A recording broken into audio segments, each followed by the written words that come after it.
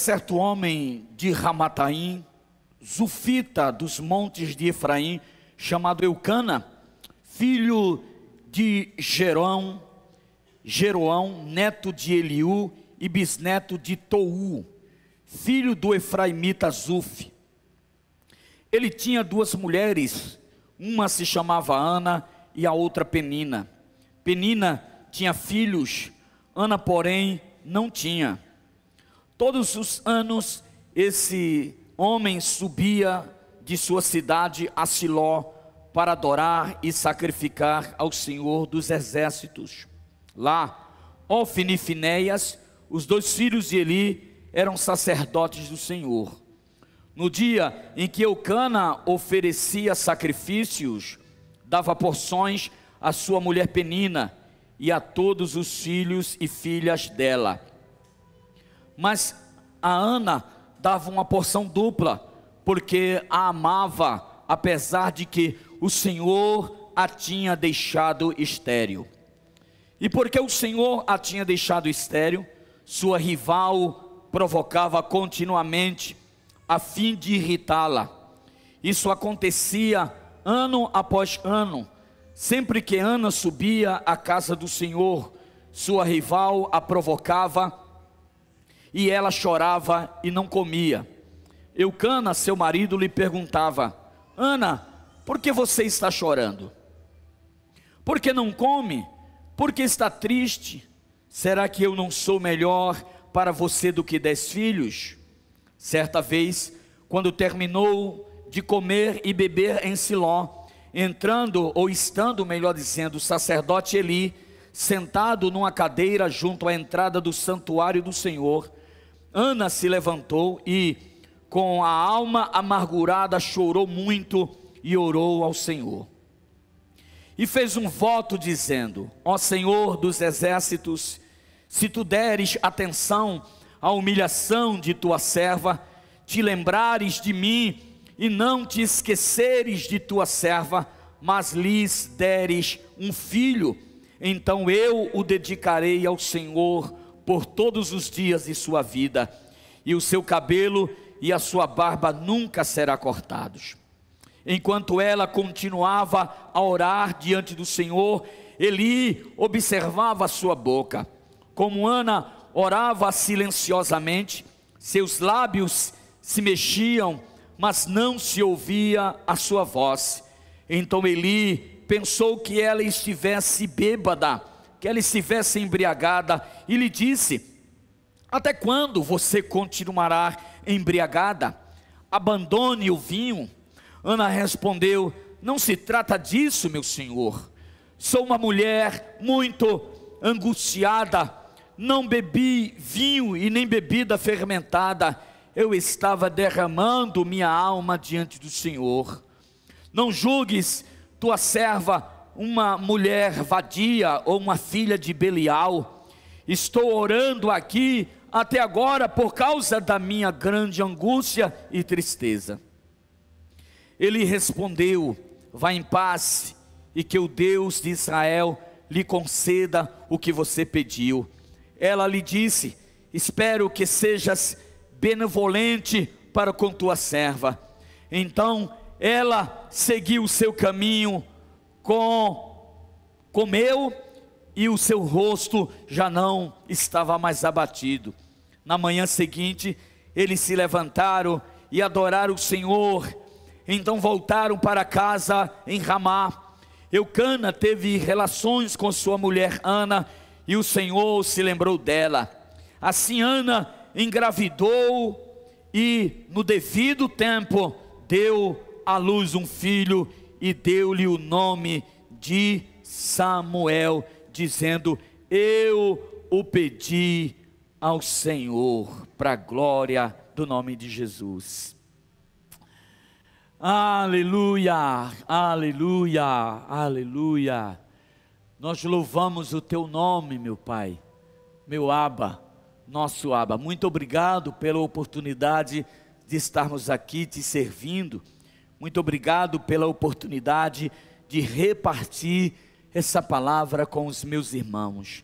Glorificamos o teu nome, eu glorifico o teu nome, por ser nesta noite o instrumento do Senhor para ajudar a tua igreja a entender o propósito do Senhor dentro desse texto que nós acabamos de ler.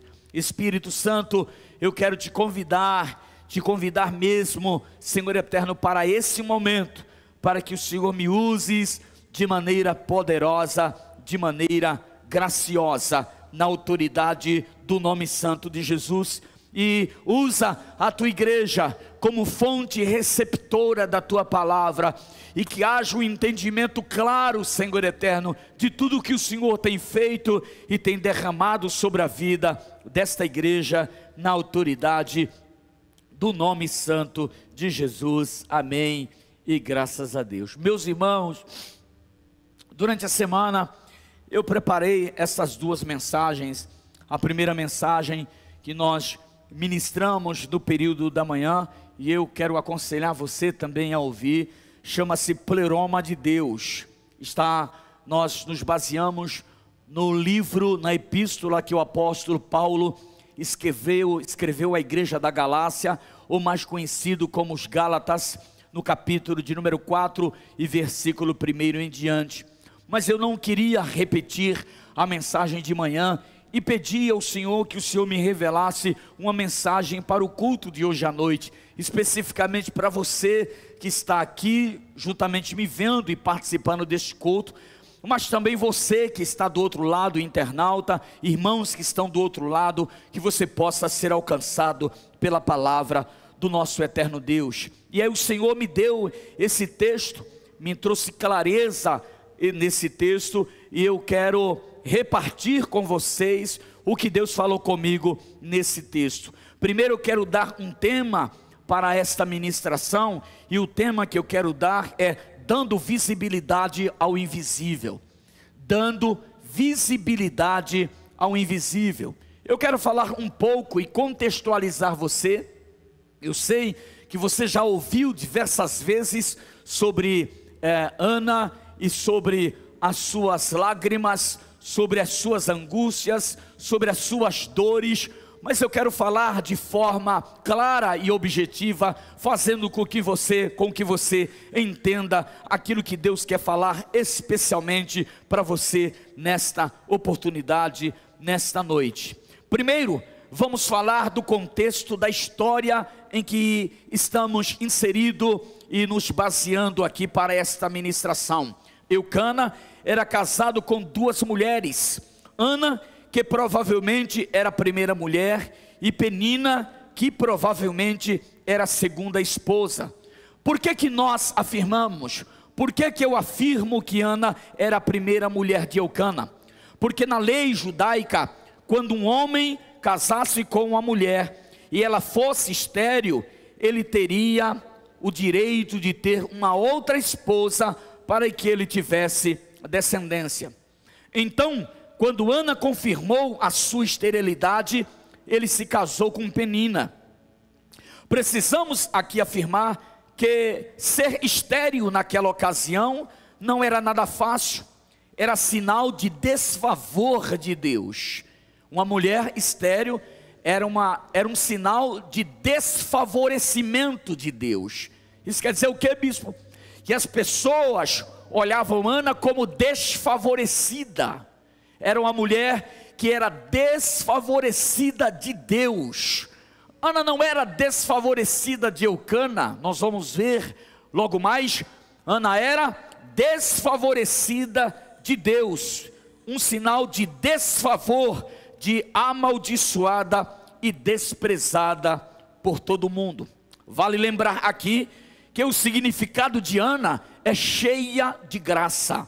A palavra Ana, lá no original, é cheia de graça ou graciosa. O significado da palavra Penina é pedra preciosa, ou pérola, ou preciosidade. E o significado do nome Eucana é Deus tem protegido ou proteção. Claro, irmãos, que essa bigamia não podia dar em outra coisa a não ser toda essa confusão na vida deles. O texto é claro quando diz que ele amava mais Ana do que a Penina. a porção maior na hora de oferecer o sacrifício sempre era o de Ana. Mesmo que Penina tivesse dado filhos a Eucana, ele amava mais Ana do que Penina. E essa atitude de Eucana, de amar mais Ana do que Penina, mesmo Penina gerando filho para ele, isso gerou uma mistura de sentimentos causadores de muitos problemas para essa família. Como Eucana dava preferência para Ana, Penina se sentia menosprezada e mal amada pelo marido. Triste é, irmãos, lidar com gente mal amada. Já viu gente assim? Azedo de tudo para a vida. Ela nunca está de bem com as pessoas. Ela nunca está de bem com a vida. Está sempre procurando confusão com os outros. Você conhece gente assim? Não levante a mão. Meu Deus do céu. A irmã não teve, já levantou ali. Já viu gente assim? Que já levanta assim mal amada?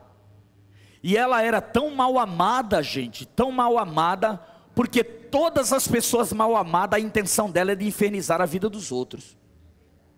Pegou isso aí? Quando alguém inferniza a sua vida o tempo inteiro, essa pessoa é mal amada. E toda pessoa mal amada é amargurada. Todo mal amado é um ser amargurado. Então ele dava preferência para Ana, porque amava Ana. Então Penina, ela era mal amada. Então ela provocava Ana o tempo todo. Ela vivia provocando Ana por causa da esterilidade dela. É típico, né? De pessoas mal amadas, provocar ciúmes, inveja, falar mal dos outros. Gente, se você quer ver pessoas que falam mal dos outros, a característica dela é que pessoas que falam mal dos outros, ela é mal amada. Todo mal amado tem uma língua que fala mal dos outros, uma língua ferina. Pessoas mal amadas, ela gosta de irritar as pessoas, gosta de criar discórdias, levantar calúnias. Pessoas mal amadas não sabem dividir nada, é egocêntrica e egoísta ao extremo. Todas as pessoas, ou todas as pessoas mal amadas, o ambiente onde elas vivem é tóxico, é máculo, é um ambiente ruim, e ninguém quer se aproximar de gente mal amado.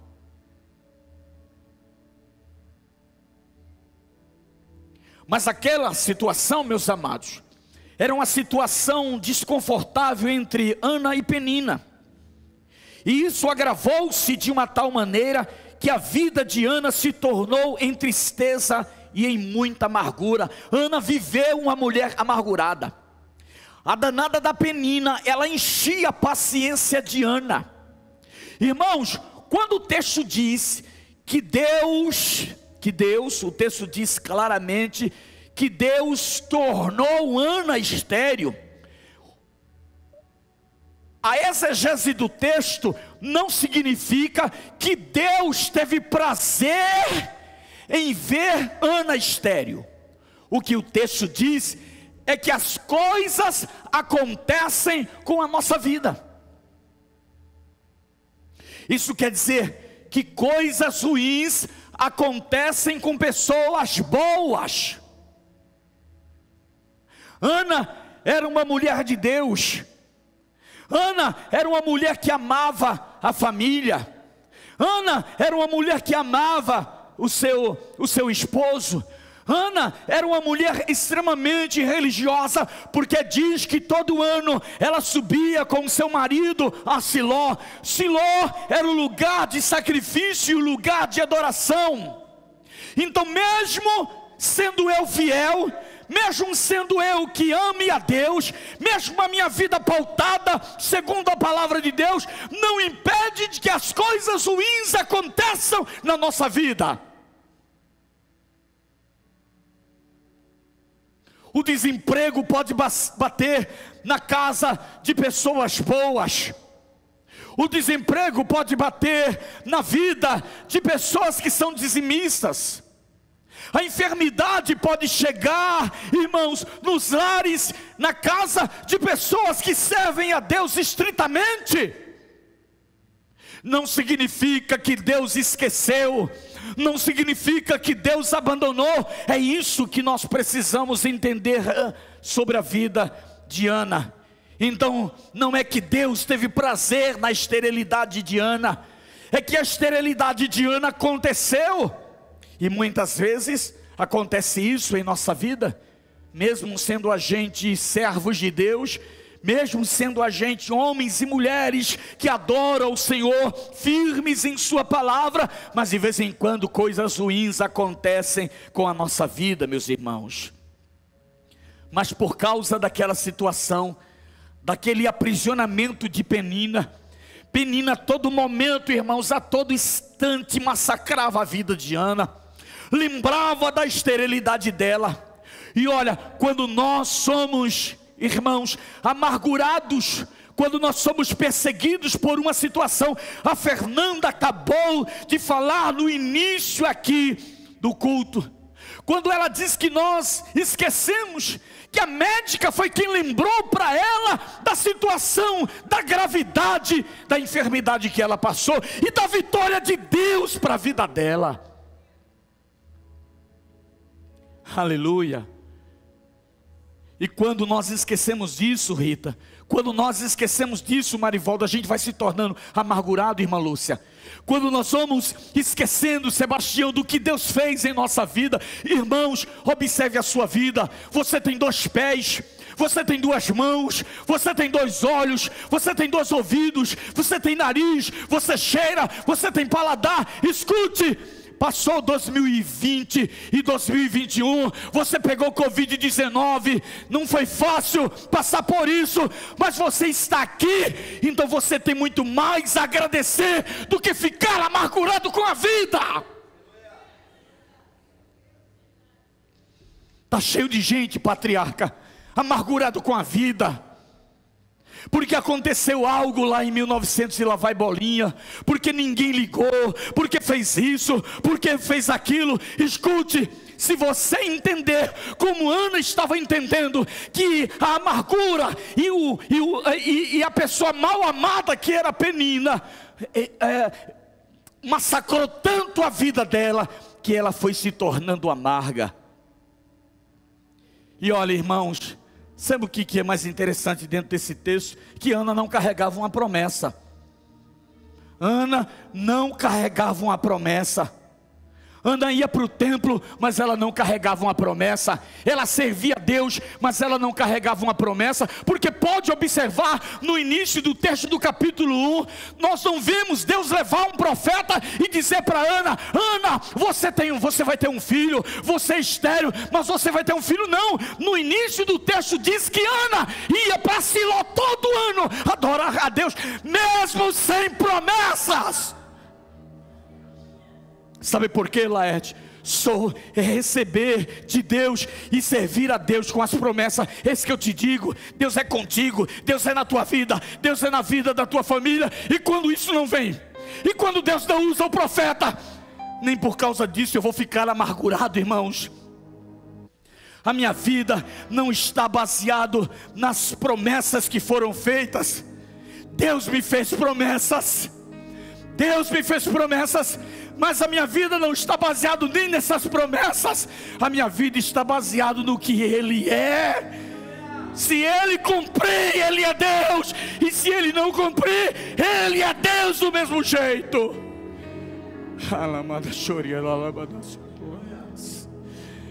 Oh, aleluia. Tanta gente amargurada, Nilde, amargurado por situações que a gente não vê resultado. É muito bom vir para os cultos e dizer assim: sabe por que eu vou nos cultos? Eu vou no culto porque Deus tem uma promessa na minha vida. Eu vou no culto porque eu tenho uma promessa. Eu vou no culto porque eu tenho uma promessa. E quando não tem promessa?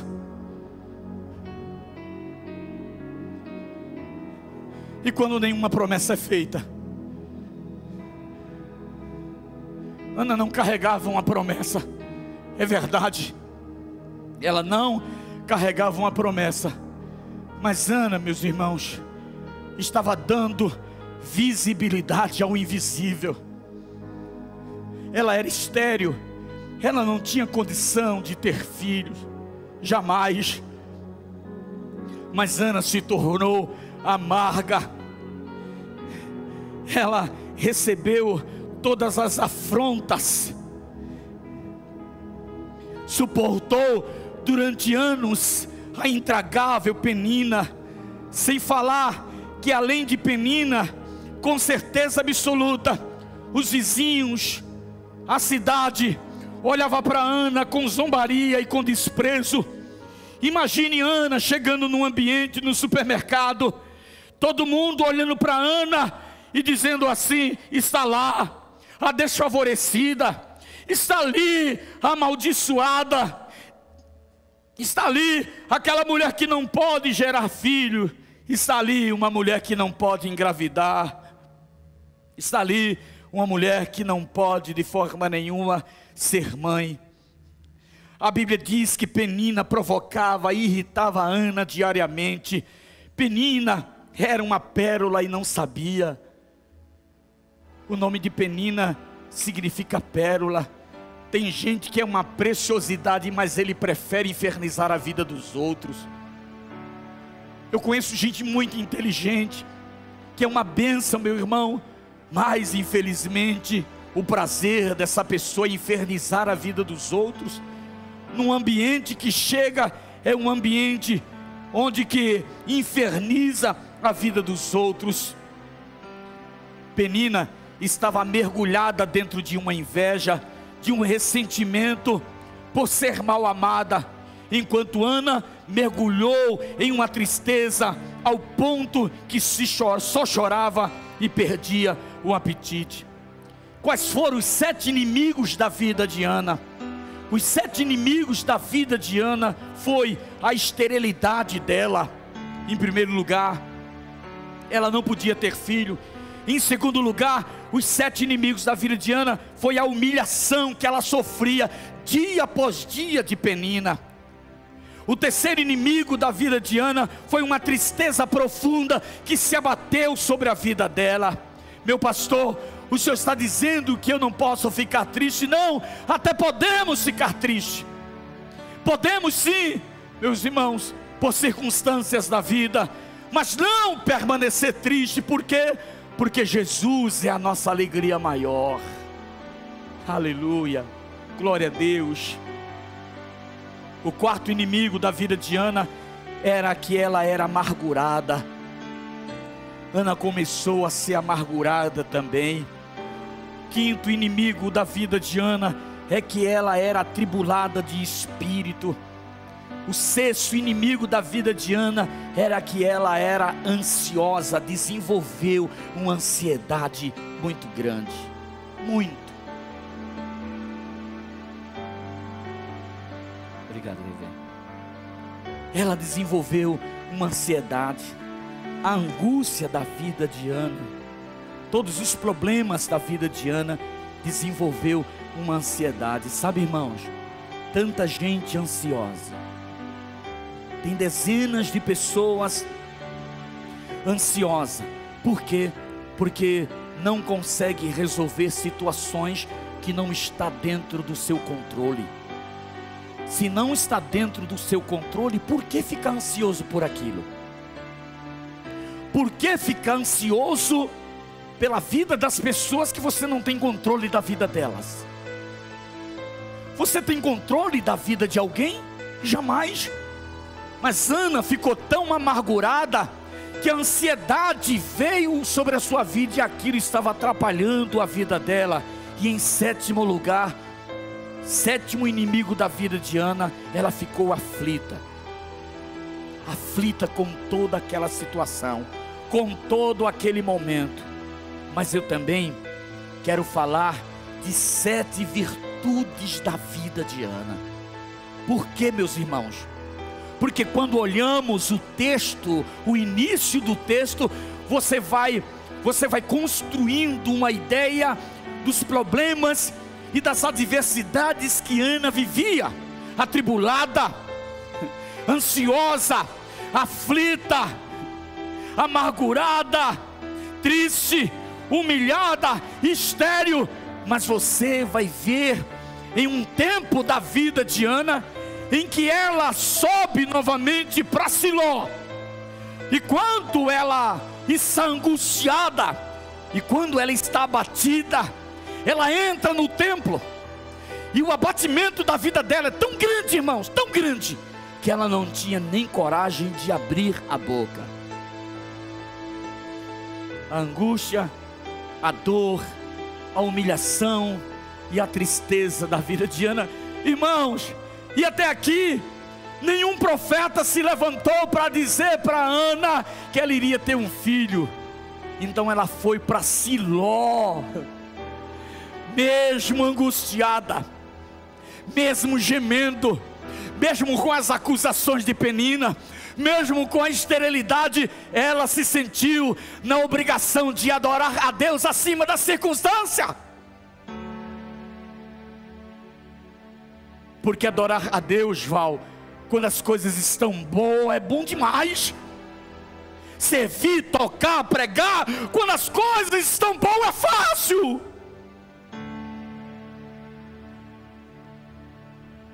Mas quando a angústia chega, quando os problemas vêm, quando o problema vem dentro da nossa casa, quando a situação é complicada, que parece que você não sabe o que fazer, quais são as direções que você precisa tomar, quando as afrontas começam, quando os olhares vêm, e aí o que é que você faz? Sai falando para todo mundo, amargurado, e soltando farpa para todo mundo, para todos. Não, Ana não fez isso. Ana foi para o templo, Ana foi orar, foi agradecer, Ana foi para Siló, que era o local de sacrifício. Irmãos, mesmo nas tempestades da vida, nos momentos mais cruciais da vida, esse estar na presença de Deus é o melhor lugar.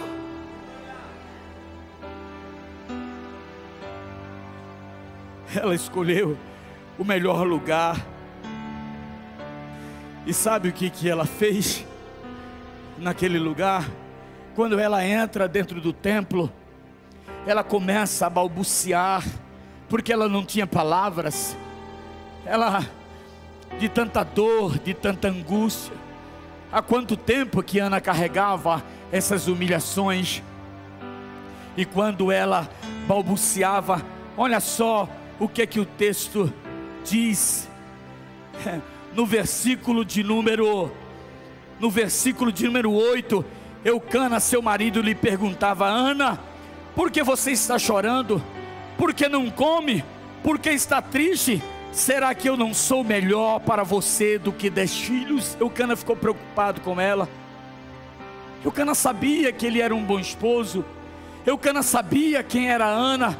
Até ficou um tanto que ressentido, porque Ana chorava demais, mas ele não entendia. Não espere compreensão de todo mundo na sua dor. Não espere que todo mundo ligue para você. E aí, fulano, como é que você está? Tadinho. Não espere compreensão de todo mundo. Sabe, irmãos, Eucana em determinado momento foi insensível aqui. Ele não entendia o que era ser mãe. Não entendia a dor dela, a esterilidade dela, o que ela passava. Então ele disse para ela: será que eu não sou melhor do que filhos para você? Não era a questão de ser melhor, porque ele era um bom esposo. Ele era. Agora olha só a sequência do texto. Certa vez, quando terminou de comer e beber em Siló, estando o sacerdote Eli sentado numa cadeira à entrada do santuário, Ana se levantou. O sacerdote estava lá, era Eli que estava lá.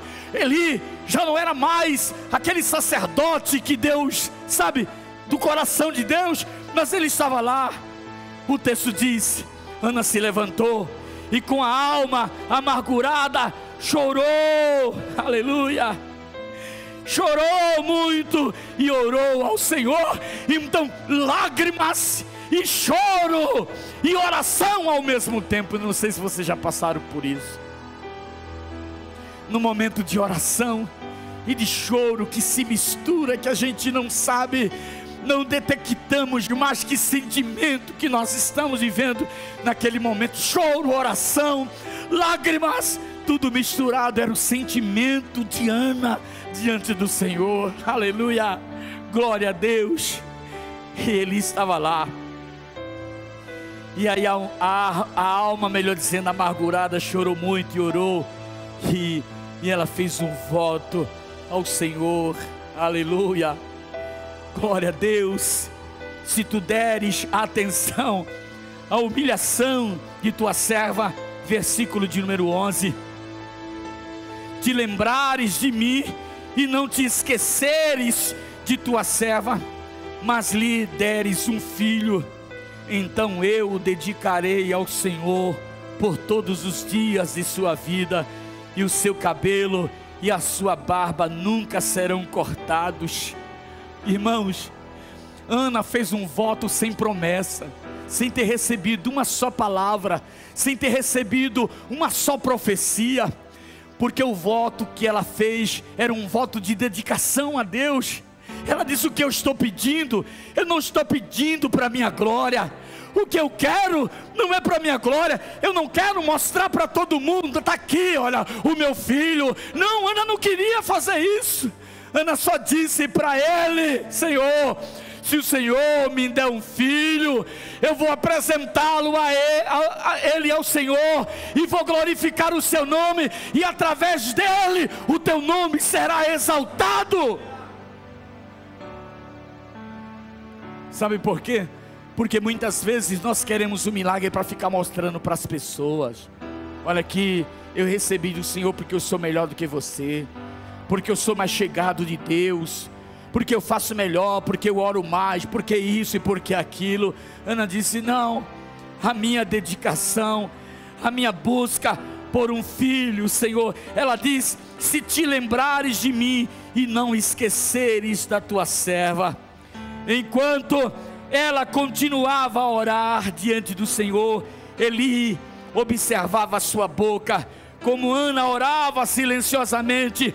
Seus lábios se mexiam, mas não se ouvia a voz, aleluia. Então Eli pensou que ela estivesse embriagada. Olha a visão do sacerdote. A visão de Eli era que ela estava embriagada.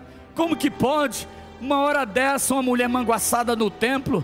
Ô mulher, o que você bebeu, mulher? Por que você está embriagada? Irmãos, a amargura dela era tão grande, o choro de Ana era tão grande, era uma mistura de sentimentos que tinha na vida daquela mulher, tão grande, que o sacerdote não soube definir verdadeiramente o que ela estava pedindo.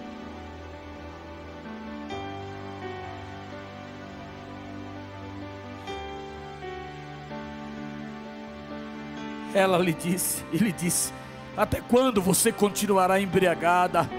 Abandone o vinho. Ana respondeu: não se trata disso, meu Senhor. Eu não estou embriagada. Eu não bebi. Eu não bebi, não tomei bebida fermentada. O que na realidade, o que o Senhor está vendo é uma mulher angustiada. Eu estou derramando a minha alma diante do Senhor.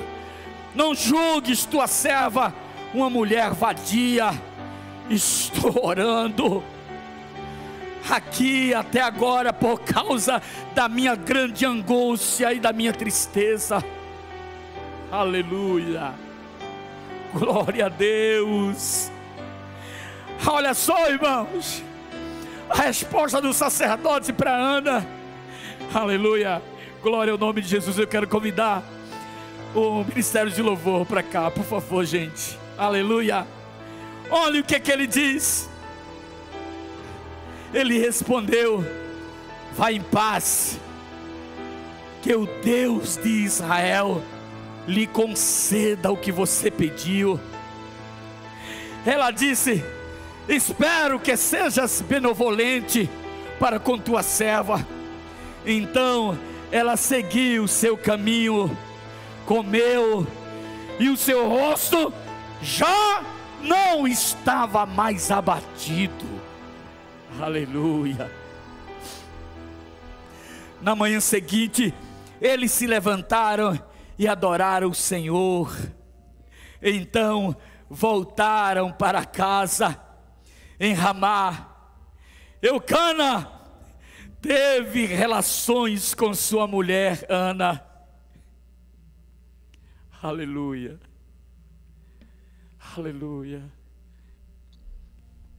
Sem ter recebido uma profecia, sem ter recebido uma promessa, depois de ter vivido tanto tempo amargurada, tanto tempo angustiada pela vida de Penina, Ana não parou de buscar o Senhor. Sabe, irmãos, a minha vitória e a sua vitória está em buscar a Deus.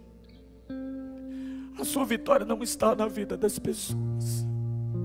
Você pode até repartir do que você, da sua angústia, da sua dor, mas a sua vitória e a minha vitória está nele. E o texto diz claramente,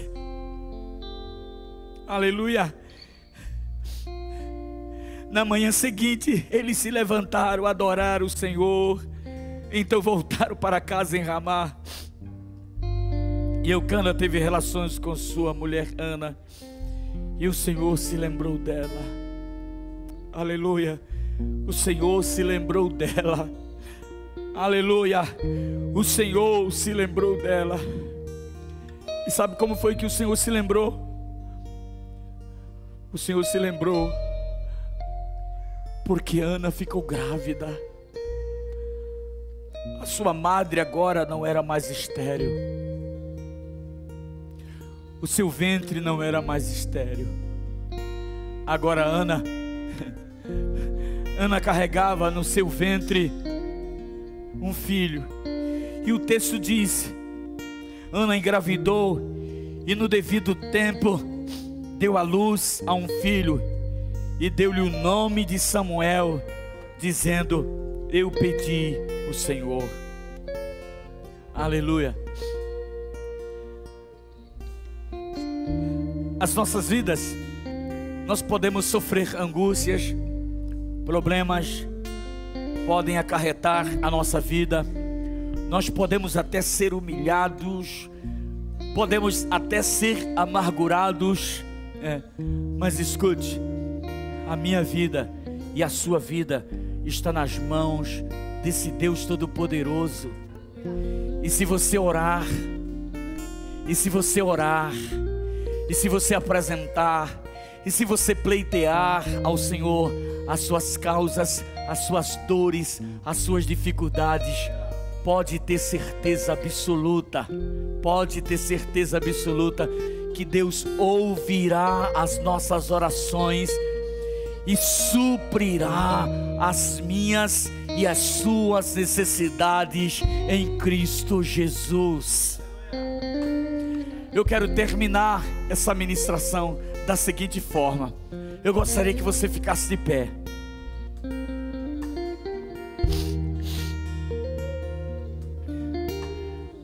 Eu gostaria que nós cantássemos. Pode vir para cá, meninos. Pode vir para cá. Essa última música que nós acabamos de louvar ao Senhor. Porque a música tem duas fases.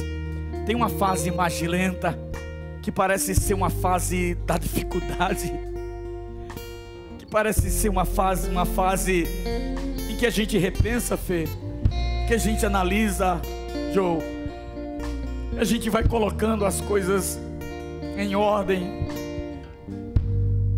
e a gente vai entendendo que só em Deus é que podemos vencer. sua vida. E aí, quando nós passamos da primeira fase da música, é como se uma explosão de milagre acontecesse. E a segunda fase da música é uma fase mais feliz, mais alegre. É a fase em que Ana engravidou. É a fase em que Deus lembrou dela. É a fase que a promessa veio. E eu quero que nós cantemos profeticamente essa música. Na primeira fase, repensando a sua vida, as amarguras, as tristezas, né? As falas das pessoas que às vezes, reverendo, as falas das pessoas que muitas vezes ferem a nossa vida. As pessoas falam coisas, irmãos, que às vezes ferem a minha vida e a sua, porque são pessoas, e isso atinge a nossa vida, e a gente começa a repensar, mas depois a gente, não, eu não posso ficar pensando nisso. Foi como a médica disse para Fê: se você tem noção do que aconteceu com a sua vida, menina, você tem noção do milagre que você é? Então a gente vai cantar essas duas fases. A fase da gente pensar em tudo, em todos os problemas, em todas as situações, em todas as humilhações que você já passou e que você vai passar porque não tem jeito, em todas as dificuldades, nas pessoas que vão se levantar contra você, nas pessoas que vão falar palavras que vão te desagradar, que não vão ser boas aos seus ouvidos, mas você está no lugar, aleluia, você está no lugar onde que Ana disse para o Senhor: lembre-se de mim, lembre-se de minha vida, Senhor, porque eu quero entregar o meu Samuel. Sabe o que Ana disse naquele momento? Ana deu visibilidade ao invisível. Por que Ana deu visibilidade ao invisível? Porque ela trouxe Samuel para a existência.